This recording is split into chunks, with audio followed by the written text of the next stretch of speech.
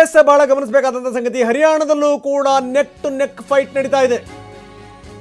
ಕ್ಷಣ ಕ್ಷಣಕ್ಕೂ ರೋಚಕವಾಗ್ತಾ ಇದೆ ಹರಿಯಾಣ ಚಿತ್ರಣ. ಗಮನಿಸಬೇಕು, ಕಾಂಗ್ರೆಸ್ ಬಿಜೆಪಿ ಮಧ್ಯೆ ನೇರ ಫೈಟ್ ನಡೀತಾ ಇದೆ, ಸ್ಟ್ರೈಟ್ ಫೈಟ್. ನಿಧಾನವಾಗಿ ಬಿಜೆಪಿ ಸ್ಥಾನಗಳ ಸಂಖ್ಯೆ ಏರಿಕೆಯಾಗ್ತಾ ಇದೆ. 32 ಕ್ಷೇತ್ರಗಳಲ್ಲಿ ಬಿಜೆಪಿ ಮುನ್ನಡೆ ಕಾದುಕೊಂಡಿದೆ. 32 ಕ್ಷೇತ್ರಗಳಲ್ಲಿ 53 ಕ್ಷೇತ್ರಗಳಲ್ಲಿ ಕಾಂಗ್ರೆಸ್ ಮುನ್ನಡೆಯನ್ನು ಸಾಧಿಸ್ತಾ ಇದೆ. ಇದು ಒಂದು ನಿಮಿಷ. ಕ್ಷಣ ಕ್ಷಣಕ್ಕೂ ರೋಚಕವಾಗ್ತಾ ಇದೆ ಚಿತ್ರಣ. ಕಾಂಗ್ರೆಸ್ ಬಿಜೆಪಿ ಮಧ್ಯೆ ನೇರವಾದಂತ ಫೈಟ್ ನಡೀತಾ ಇದೆ. ರವಿಕುಮಾರ್ ಏನಂತೀರಿ? ನಾನು ಟಿವಿ 9 ನಲ್ಲಿ ನೋಡ್ತಾ ಇದ್ದೆ, 31 ಬಿಜೆಪಿ 45 ಕಾಂಗ್ರೆಸ್. ನೀವು ತೋರಿಸ್ತಾ ಇದ್ದೀರಿ, ನೀವು ಯಾವ ಟಿವಿ ನ್ಯಾಷನಲ್ ಲೆವೆಲ್ ಫಾಲೋ ಮಾಡ್ತಾ ಇದ್ದೀರಾ?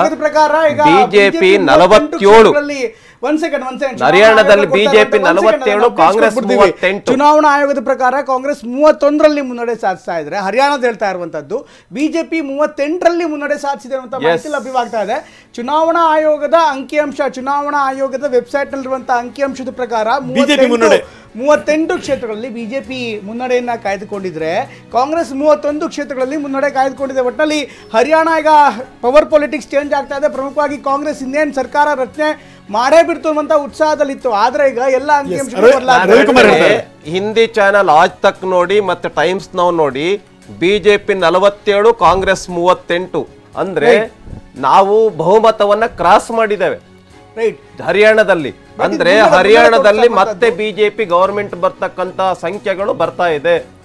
ಹಾಗಾಗಿ ಈವನ್ ಎಲೆಕ್ಷನ್ ಕಮಿಷನ್ ನಲ್ಲೂ ಬರ್ತಾ ಇರೋ ಪ್ರಕಾರ 38 ಬಿಜೆಪಿ, 31 ಕಾಂಗ್ರೆಸ್.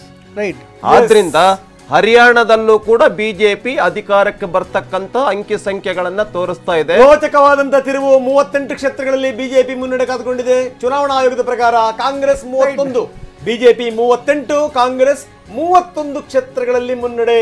ಚುನಾವಣಾ ಆಯೋಗದ ಪ್ರಕಾರ ಬೇರೆ ಬೇರೆಯ ಅಂಕಿ ಅಂಶಗಳು ಸಿಗ್ತಾ ಇವೆ ನಮಗೆ. ಅದರ ಪ್ರಕಾರ ಬಿಜೆಪಿ ಮುನ್ನಡೆಯಲ್ಲಿದೆ, ಕಾಂಗ್ರೆಸ್ ಅದರ ಹಿಂದಿದೆ.